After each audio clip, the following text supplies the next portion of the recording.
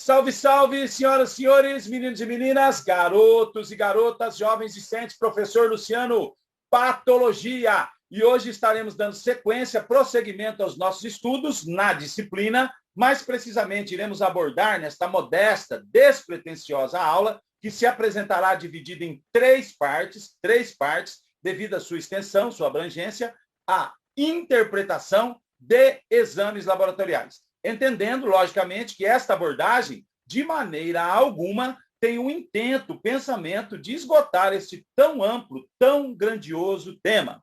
Bem, buscaremos observar a interpretação de exames laboratoriais dentro de um contexto translacional, caminhando, pensando de maneira a interrelacionar diversificadas informações que, por vezes, nos são disponibilizadas, contemplando nesta aula informações introdutórias sobre a realização de avaliações, por exemplo, citológicas, histopatológicas, hematológicas e também bioquímicas do sangue. Buscaremos construir um pensamento que nos possibilite entender que a interpretação de exames citológicos, histopatológicos, hematológicos, bioquímicos são valiosos no auxílio e no diagnóstico de inúmeras patologias, amparando assertivamente, além do diagnóstico, o acompanhamento do estado fisiológico, ou seja, a busca pela manutenção da homeostasia,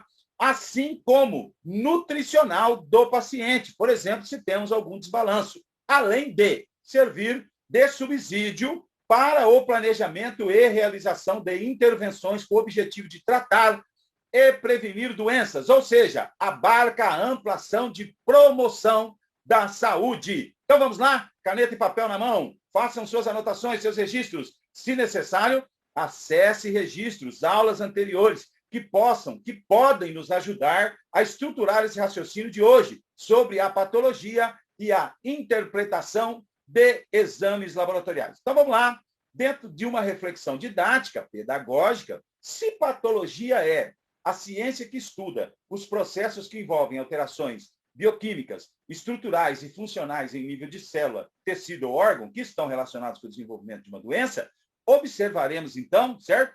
Que a interpretação de exames citológicos, como já dito, histopatológicos, hematológicos e também bioquímicos, no caso do sangue, né? São de grande importância para a prevenção e tratamento de doenças, de patologias, assim como para a ampla promoção da saúde. Comigo, então, aqui na tela, eu dispus para vocês, eu estou deixando aqui disposto para nós, certo? Alguns exames, certo? No intuito de nos dar um norte, de termos eles como bússola, tá?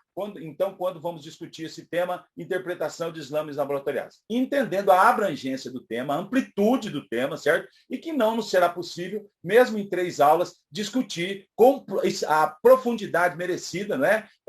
Estes exames laboratoriais. Mas eu tenho certeza que esta aula introdutória irá lhe despertar, lhe dar direção para depois você seguir com as suas pesquisas sobre os respectivos temas que aqui serão abordados. Vem comigo aqui na tela, então. Primeiro exame que nós vamos discutir um pouquinho, tá? O citopatológico. Depois nós vamos discutir, segundo item, o histopatológico. Depois vamos seguir discutindo coagulograma, hemograma, depois parasitológico de fezes, creatina. Depois nós vamos discutir a urina, o parcial de urina, lipidograma, então colesterol total, HDL, LDL, VLDL, triglicerídeos, o não HDL, a amilase. Depois vamos discutir creatinina, presta atenção que tem creatina e creatinina, depois ferro, depois TGO, TGP, ou seja, AST, ALT, né? Depois nós vamos discutir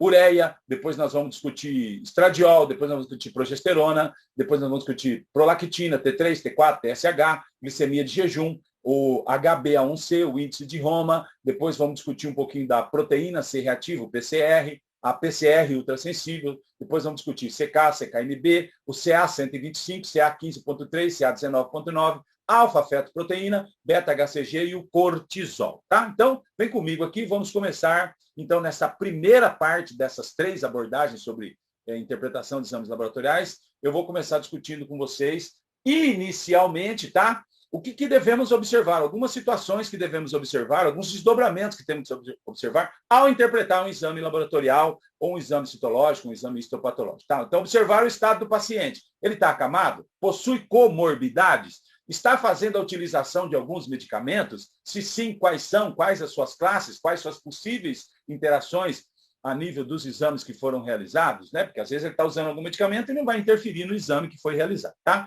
Qual o seu sexo, a idade, a raça, a altitude, por exemplo. Dependendo do exame que você vai fazer, a altitude do local onde está sendo feita a coleta vai influenciar.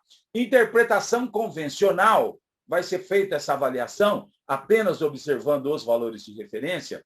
Vai ser feita uma interpretação funcional, certo? Uma interpretação funcional, ou seja, vamos observar saúde, doença, a inter-relação dos exames solicitados, essa visão translacional. Então, observar a avaliação diferencial dos constituintes. Por exemplo, o hemograma. Vamos observar a avaliação diferencial dos constituintes. E não somente essa avaliação eletrônica. Muitas vezes é necessário você fazer, correr o esfregaço, corar e olhar. Né? Observar a metodologia utilizada pelo laboratório. Muitas vezes nós temos exames feitos por laboratórios diferentes, que usam kits materiais diferentes, e às vezes o valor de referência tem uma breve variação. Peço aos senhores e senhoras que me ouvem nesse momento para que se atentem a esse detalhe. Tá? Então, por exemplo, uma justificativa para o estudo de alguns exames que serão abordados. Tá? Então, além dos prejuízos causados por aquela patologia, por aquele exame em particular que está sendo feito por aquela patologia, certo?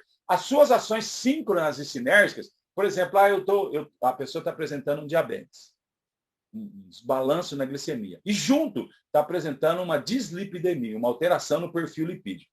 Essas alterações juntas, por exemplo, está mais associada ao estresse do paciente, certo? Pode acontecer o quê? Por exemplo, eles podem atuar de forma síncrona, certo? Nas doenças, por exemplo, nas doenças do sistema cardiovascular. Por exemplo, certo? Dentro desse mesmo raciocínio, que patologias associadas podem ter como desdobramento as doenças oncológicas. Então, não só observar aquela patologia, mas a associação de diferentes patologias ou de diferentes fatores, certo?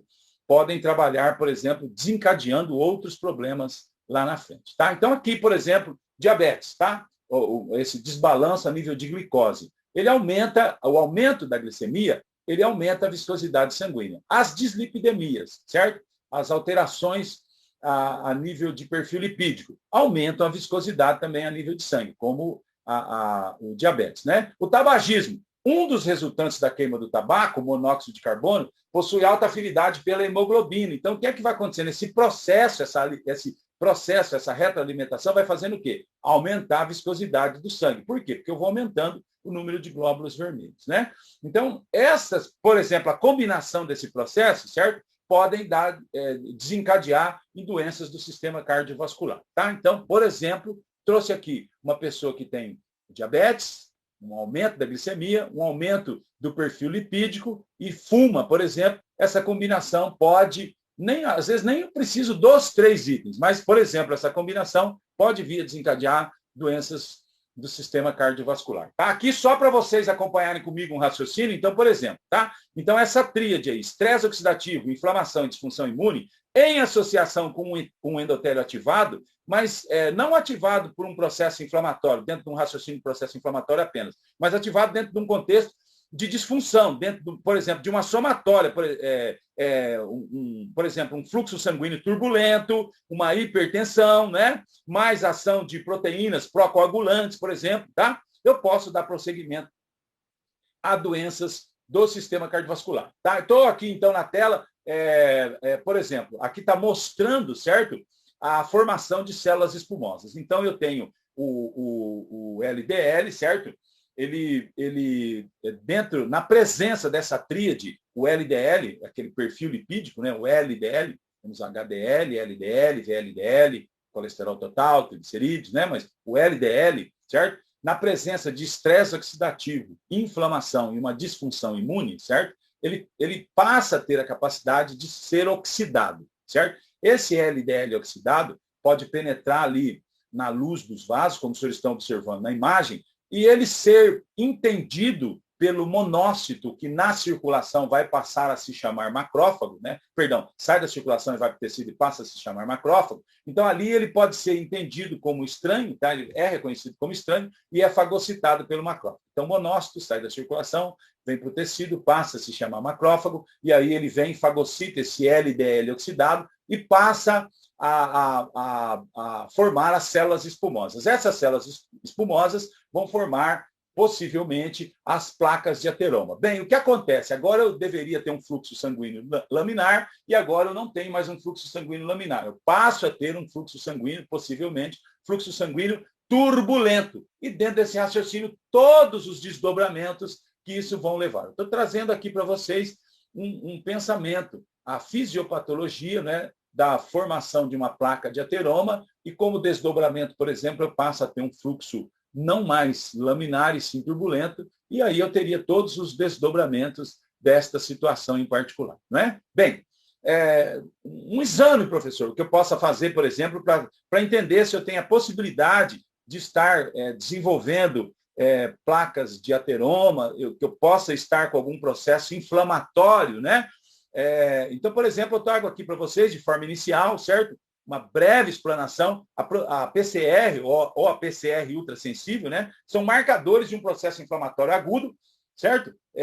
Como em um infarto agudo do miocárdio. Tá? Então, entendendo que para um infarto agudo do miocárdio, além de um eletro, além da clínica, certo? Outros marcadores bioquímicos também usualmente são utilizados para realizar tal diagnóstico. Por exemplo, dosagem de enzima CK, CKNB, troponina, né? Que vão ser discutidas mais à frente. Tá? Mas uma pessoa, por exemplo, se ela está aparentemente com algum desconforto, né, previamente relatado, e apresentar valores previamente valores de PCR ultrassensível altos, isso pode significar, né, que ela tem um risco de desenvolver, por exemplo, uma doença arterial periférica, ou sofrer um infarto, um AVC, tá? Então, isso tudo associado à clínica e os relatos de desconforto do paciente, tá? É só uma simples abordagem introdutória. Vamos seguir, a gente estava discutindo um pouquinho sobre observações que devem ser feitas para a interpretação de um exame laboratorial, né? Eu também quero seguir aqui, por exemplo,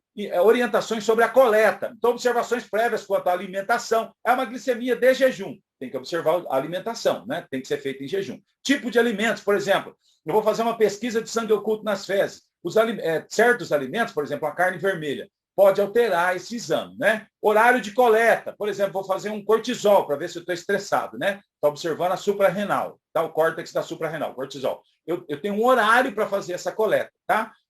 O exame é para ser coletado sentado ou em repouso, tá? O local da coleta no paciente. Então, por exemplo, um espermograma que vai ser coletado, tem que fazer algumas orientações para este exame. É um citológico, certo? Tem que se fazer algumas orientações para este exame. É um histopatológico? Deve ser feito algumas orientações para a coleta desse exame. O volume coletado deve ser proporcional aos exames que serão realizados. Eu vou fazer diversos exames e coleto 1 ml de sangue. Vou fazer com sangue total, ou só com soro, no caso, sem fibrinogênio, ou com plasma, não é? É utilizado, por exemplo, nos testes de coagulação. Eu vou fazer um exame de líquor, fezes, tá? Então, o volume, né, que eu vou pedir para a pessoa trazer tem que ser condizente com o exame que eu vou realizar, né? A urina, então, orientar a pessoa a coletar o jato médio, certo? Eu vou coletar este sangue, eu devo utilizar, se necessário, o sangue total, alguns anticoagulantes, certo? Que me permitam não ter alteração nos parâmetros que vão ser observados. Então, existem diferentes anticoagulantes e eu devo utilizar o que condizer com o exame que eu vou realizar. O exame vai ser terceirizado. Eu vou coletar e vou terceirizar. Qual é o tempo que ele pode ficar comigo até ser levado a esse local de destino para o exame ser realizado? Né? Um dia, uma semana, um mês, né? Esse exame que eu vou realizar precisa de abstinência sexual? Sim ou não, tá? Se sim, oriente o paciente, tá? É necessário ou não? Por exemplo, o PSA, é necessário? O colpocitopatológico, né? O exame do colo de útero, precisa-se de abstinência? Orienta o paciente ou a paciente. Formato de higienização no local onde será realizada a coleta, também é importante observar isso. Meios de locomoção utilizados, por exemplo, O PSA não é para manter relação sexual, mas o cara vem andando de bicicleta, por exemplo. Também não pode. Tá? Então, tem algumas orientações para quê? Para que aquele exame seja fiel à real situação do paciente, que eu não tenha alterações. Aqui um modelo de coleta, por exemplo, do lado esquerdo na imagem, uma metodologia mais avançada um pouquinho, né? Um tubo a vácuo timer, certo? Do lado direito, uma metodologia também utilizada, certo? Por exemplo, eu vou colher na seringa e depois vou passar para os tubos respectivos, com anticoagulante, sem anticoagulante, com os anticoagulantes devidos, né? Aqui, por exemplo, eu vou fazer uma coleta a nível de borda de língua, tá? Então, vou utilizar essa escovinha para coleta, como é que eu vou fazer a passagem para a lâmina, como é que eu vou fazer a fixação, tá aí do lado direito, né? Os fixadores que você vai pactuar com... Se você for o citologista, né? Se você for fazer a lâmina, você vai definir o fixador que você vai usar. Se for um laboratório que vai recepcionar isso, você vai terceirizar, você vai pactuar com eles o que você vai usar, quanto você vai usar, né? Aqui, por exemplo, só para ficar claro, então, a coleta de células em língua, né? E mucosa jugal. Então, rotacionar a escova na hora de fazer a coleta, senão você não faz a coleta adequada, né? Aí eu vou fazer uma biópsia, tá? O tamanho do tecido que você vai pegar, você vai fazer a coleta, né? O tamanho dessa peça e como é que ela vai ser armazenada, né? Até você que vai fazer o exame, você já sabe, deve saber, né? E você vai transportar isso para um laboratório de apoio, como é que vai ser feito esse transporte, o armazenamento e o transporte, né? Aqui, por exemplo, um colo de útero, tá? Um compositopatológico. Posicionamento que a mulher tem que ficar, certo? A maneira que você vai introduzir essa escovinha para fazer a coleta, certo? O modo depois, tem um modo para você fazer a recepção desse material que você coletou, certo? A preparação de lâminas, a coloração que vai ser feita, tem todo um processo, tá? Aqui é só um pensamento introdutório. Avaliação pré-analítica, tá? Chegou a amostra para você, certo? A amostra vai ser aceita ou rejeitada? Amostra rejeitada por exemplo, ausência ou erro de identificação da lâmina ou do frasco. Isso acontece demais, gente, vocês não têm noção. Identificação da lâmina ou do frasco não coincidente com o formulário, tá? Lâmina danificada, ausente, já chegou quebrada para você, certo? Causas alheias ao laboratório. Você vai explicar alguma situação, certo? Que não lhe permite aceitar aquela amostra. E vai especificar o porquê que você está rejeitando aquela amostra. Não, eu vou aceitar a amostra, certo? Ela é satisfatória. Ou não, certo?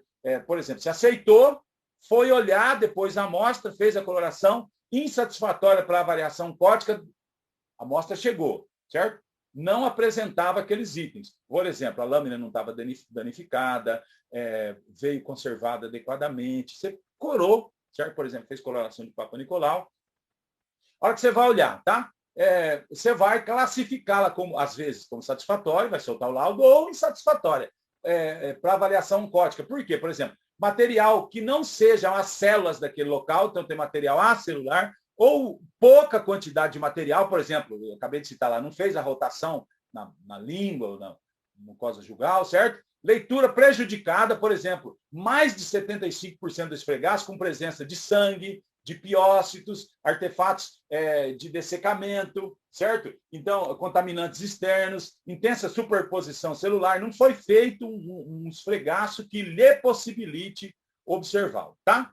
Então, ainda dentro desse raciocínio, a questão da adequabilidade, só uma discussão sobre esse sistema binário, tá? Então, ó, a questão da adequabilidade da amostra vem ao longo do tempo suscitando inúmeros questionamentos e modificações, comprovando ser essa uma matéria muito conflitante e de difícil conceituação, que o que é plenamente aceitável. A disposição de um sistema binário. Ou a amostra é satisfatória ou insatisfatória, tá? Muita gente fica discutindo que deveria haver um meio termo, só estou trazendo para vocês esse posicionamento, que melhor caracteriza a definição da visão microscópica da colheita. Então, vamos lá, tá? Vou começar com vocês a citopatologia ou citologia clínica, esses dois nomes se interrelacionam aí na literatura que vocês vão estar observando, tá? A ciência que estuda, que pesquisa, o que é a citologia?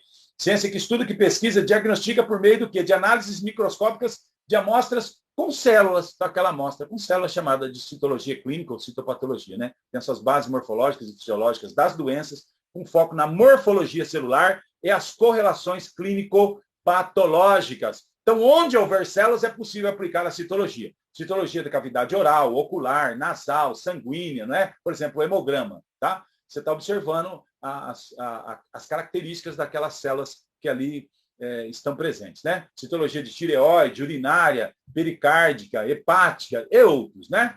Então, o exame citopatológico é o exame que permite análise ao microscópio de células e ou grupamento de células recolhidas de um determinado tecido ou órgão do corpo. Ou qual que é o objetivo? Determinar a natureza do processo patológico envolvido através da análise dos aspectos morfológicos celulares. É lógico que já pontuei em encontros anteriores que muitas vezes o citológico, o citopatológico, não permite que você chegue a um raciocínio, certo? Dentro daquela patologia específica, que é necessário, muitas vezes, daí você observar o tecido como um todo, ou seja, um histopatológico, tá? A fixação. Por que é que você faz a fixação?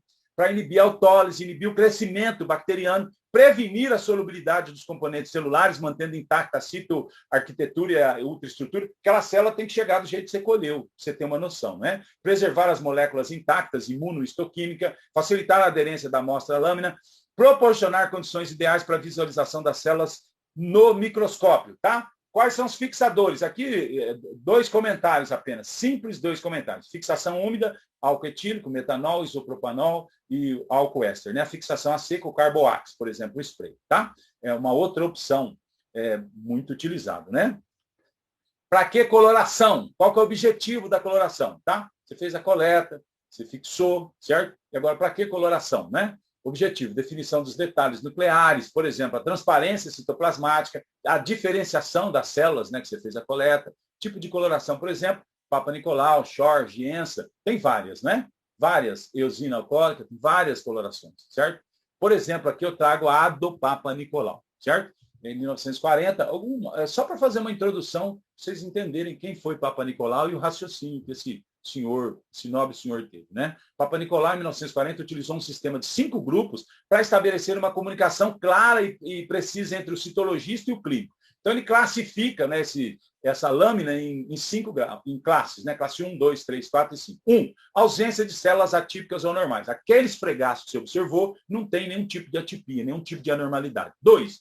Né? Classe 2, a citologia atípica, mas sem evidência de malignidade. Tem célula com algum tipo de alteração, mas sem malignidade. 3, citologia sugestiva, mas não conclusiva de malignidade. 4, citologia fortemente sugestiva de malignidade. 5, citologia conclusiva para malignidade. Desde que o Dr. Jorge Papa Nicolau tentou classificar as células que observava, acreditando serem a representação de lesões neoplásicas, ocorreram diversas modificações que incorporaram progressivamente o conhecimento adquirido sobre a história natural dessas lesões, sempre na tentativa de melhorar a correlação citohistológica. Deve-se notar que o objetivo do teste continua o mesmo, ou seja, a intenção é identificar alterações sugestivas de uma doença e, como consequência, também indicar ações que permitam um diagnóstico de certeza. Gente, então, muitas vezes você vai fazer o citológico, um exame rápido, um exame barato, ele vai te orientar que tem algum tipo de alteração, depois você vai pedir, por exemplo, um histopatológico, tá? Por que não pedir um histopatológico para todos? Tem custo, tem a lesãozinha que você vai fazer na pessoa, tá? E, às vezes, o citológico resolve menos custo, menos traumas dentro da coleta, os senhores vão observar isso com o passar do tempo, tá? Então, Papa Nicolau criou uma nomenclatura que procurava expressar se as células observadas eram normais ou não, atribuindo-lhes uma classificação. Assim falava-se em classes 1, 2, 3, 4 e 5, em que classe 1 indicava, como já disse, né, a ausência de células atípicas ou anormais, classe 2, citologia atípica, mas sem evidência de malignidade, 3, citologia sugestiva, mas não conclusiva de malignidade, 4, citologia fortemente sugestiva de malignidade, 5, citologia conclusiva de malignidade. Se essa classificação se preocupava pouco com os aspectos histológicos das lesões, tá? Então é maligno, mas quais são os desdobramentos dessa malignidade? Que grau, né? Os aspectos histológicos das lesões surgiriam. A partir de então, novas nomenclaturas surgiram mais atentas a esse significado. Aqui algumas nomenclaturas, me perdoem a redundância, se isso é de senso comum dos senhores, só para a gente retomar. Anaplasia, perda da diferenciação celular. Displasia, mudança de fenótipo, né? Características observáveis celular. Neoplasia, proliferação, de novo, né? Proliferação celular normal. Metaplasia, conversão de tipo celular. Hipoplasia, reduzido o número de células. Hiperplasia, aumentado o número de células. Algumas destes termos discutiremos com os senhores em uma aula de adaptações celulares, tá?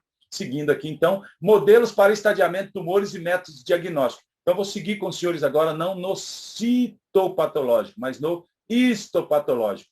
Uma breve introdução, tá? Então, principais diferenças entre neoplasias, novos crescimentos, malignas e benignas. Maligno, células diferentes do tecido normal. Benigno, células parecidas com as do tecido normal. Maligno, as células são pouco diferenciadas. Benigno, as células são bem diferenciadas. Maligno, crescimento acelerado com presença de mitoses anormais e numerosas. Benigno, crescimento lento e mitoses normais e raras. Maligno, massa pouco delimitada, localmente invasivo e infiltra tecidos adjacentes. Benigno, a massa tumoral é bem delimitada, expansiva e não invade tecidos adjacentes. Maligno, infiltrante expansiva. Benigno, expansiva. Maligno, ocorre metástase, né?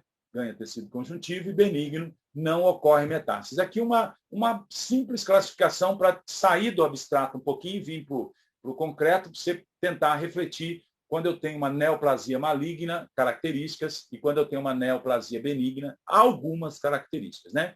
Entendemos? Aí podemos fazer estadiamentos, pegar uma peça cirúrgica e mandar, certo? Para o patologista, para ele fazer um estadiamento, ter uma noção, nos passar um parâmetro mais profundo do que está acontecendo ali, tá? Então, entendemos que o estadiamento é uma metodologia utilizada para classificar a extensão de tumores malignos. Utiliza a medida em centímetros ou profundidade do tumor nas túnicas dos órgãos, tá? Para realizar a padronização de maneira universal, então tem um sistema chamado TNM. O TNM é o sistema de classificação anatômica utilizado. Um dos, tem outros também. Vou pontuar com os senhores aqui o TNM, tá? Então, o sistema TNM tem como as principais finalidades: ajudar nas ações de controle do câncer, auxiliar o oncologista no planejamento terapêutico, estimar o prognóstico do paciente oncológico, facilitar a avaliação dos resultados da terapêutica, uniformizar a linguagem médica na troca de informações entre vários centros de tratamento do câncer no mundo, colaborar para a pesquisa contínua sobre o câncer. Comigo aqui na tela, para manter um sistema atualizado a cada 4 anos, o Manual de Classificação de Tumores Malignos, TNM. T, o que é o T? Extensão do tumor. N, o que é o N? Ausência ou presença e a extensão de metástase em linfonodos para os linfonodos regionais. M, o que significa o M desse sistema TNM classificação? M, presença ou ausência de metástase à distância. É revisado por 2 comitês mundiais, a União Internacional contra o Câncer e pela American Joint Committee on Cancer, tá? Aqui uma nova imagem do que acabamos de discutir: T de tumor primário, N de linfonodos regionais, M de metástase à distância, tá? Então, o sistema TNM é utilizado para descrever a extensão anatômica da doença, tem por base a avaliação de 3 componentes. T, então, a extensão do tumor, N, a ausência ou presença e extensão de metástase em linfonodos regionais, estudados já o que são linfonodos na microbiologia, imunologia, não é? Imunologia, e M, ausência ou presença de metástase à distância. A adição de números, então, é adicionado números a esse sistema, tá? A esses 3 componentes indica a extensão da doença maligna. Então, assim temos, tá? Eu trouxe aqui um parâmetro para os senhores. Então, temos no T, né? Que é a extensão do tumor primário, por exemplo, T0, T1, T2, T3, T4. N, N0, N1, N2, N3. M, N0, N1. Na verdade, o sistema é uma anotação taquigráfica para descrever a extensão clínica de um determinado tumor, tá? Além disso, os senhores vão observar que na frente, às vezes, do resultado, tem lá uma letrinha C ou uma letrinha precede, né? B, tá? Então, vem a letrinha C ou vem uma letrinha P, não B, P, tá? Então, uma letrinha C ou P. Então, vamos lá. As regras gerais aplicáveis a todas as localizações anatômicas são: todos os casos devem ser confirmados microscopicamente, os casos que assim não forem comprovados devem ser relatados separadamente, tá? 2. 2 classificações são descritas para a localização anatômica a saber, tá? Então, a classificação clínica e patológica. Então, por isso é que vem a clínica, vem o Czinho antes, tá? E a patológica vem o Pzinho antes, né? Então, classificação clínica, pré-tratamento, designada TNM ou cTNM. Tem por base as evidências obtidas antes do tratamento. Tais evidências surgem do exame físico, diagnóstico por imagem, endoscopia, biópsia, exploração cirúrgica e outros exames relevantes, tá? E a classificação patológica classificação histopatológica pós-cirúrgica, designada PTNM, tá? Tem por base as evidências conseguidas antes do tratamento, complementadas ou modificadas pela evidência adicional conseguida através da cirurgia e do exame histopatológico. A avaliação histopatológica do tumor primário, então P, no caso, por exemplo, P, né, exige a ressecação do tumor primário ou biópsia adequada para avaliar a maior categoria PT. A avaliação histopatológica dos linfonodos regionais, então N, né, então PN, exige a remoção representativa de nódulos para comprovar a ausência de metástases em linfonodos regionais. E N, né, então PN, no caso 0, né, é insuficiente para avaliar a maior categoria, PN, no caso, né, N, certo? Investigação histopatológica de metástase à distância. Tá? Então, eu estou aqui, por exemplo, PT, no caso, né? Tumor primário. PN, linfonodos, certo? Aqui eu trouxe um resultado de exame, os senhores vão observar ali na quinta linha, no final do que está descrito, estadiamento patológico. PTNM. Então, qual que é o resultado? PT4B, tá? Então, P está falando da classificação patológica, né? E quanto ao estágio, certo? O tumor tem provavelmente mais do que 4 milímetros de espessura e tem ulceração. Então, ele manda essa sigla para o patologista, o médico que atendeu esse paciente, recolhe essa peça cirúrgica, manda para o patologista fazer a avaliação e ele manda essa carta de volta, descrevendo o que ele observou. E aqui um resuminho do sistema TNM, né? Tem algumas orientações feitas nesse laudo. Eu só aqui, devido à nossa limitação, à restrição de tempo, estou pontuando com vocês lá estadiamento patológico PTNM, certo? Então, P de classificação patológica e está observando quanto ao estágio, né? O tumor tem mais do que 4 milímetros de espessura e tem ulceração, tá? Nomenclaturas. Aqui algumas orientações são nomenclaturas. Os senhores vão ver que a maioria das vezes os tumores benignos terminam em oma, não é regra, certo? E os malignos terminam em sarcoma, também não é regra. Por exemplo, linfomas terminam em oma, certo? Os senhores já estão vendo ali o tecido linfóide, linfomas, certo? E é maligno, tá? Então, aqui algumas nomenclaturas para os senhores acompanharem o local onde está acontecendo, certo? Esse novo crescimento e o possível nome, o desdobramento do nome. Tá? Tecido gorduroso, lipoma, se for benigno, liposarcoma, se for maligno. Tá? Tecido fibroso, fibroma, se for benigno, fibrosarcoma, se for maligno. Tá? Os senhores viram aqui, por exemplo, tecido mesenquimal, né? Nesta lâmina. Mesênquima, ou tecido conjuntivo mesenquimal, é um tipo de tecido conjuntivo indiferenciado. Mesênquima é a rede de tecido conectivo embrionário, o mesoderma. A partir dele são formados os tecidos conjuntivos do corpo, bem como vasos sanguíneos e vasos linfáticos. Só trouxe ali uma conceituação sobre mesênquima, né? Tá? Então, aqui segue com a nomenclatura, certo? E, neste momento, eu quero agradecer a você. Encerramos essa primeira parte. Agradeço a você pela companhia até aqui. Muito obrigado e até mais.